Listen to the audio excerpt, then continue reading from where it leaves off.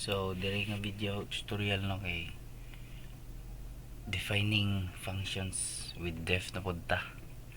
So good task def kini day guys kay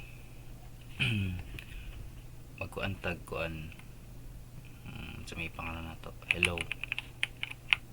So, hello yeah. Atik indentation tapos print purpose ani print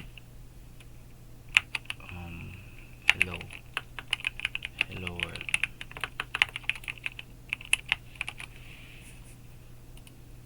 nya butang dari kuan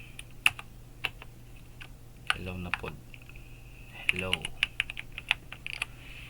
mo ni siya no ang iyang pinaka main purpose ay ni ka mag-print reg hello world read in define read in def. So try na to print hello world. Ang sa kini siya nga kuan guys, kini sa defining functions pwede po tamang butang dari names ay names or unsa ba na niya mo na siyang gitawag nga parameters. So try na to butang name isda na to ni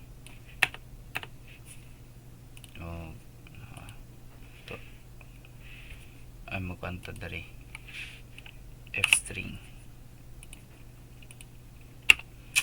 So ano hello so namin space hello name. So tayo to dari putang dari kuan kung sa ipangalan unsay mo gawas dari ang pangalan. So bossing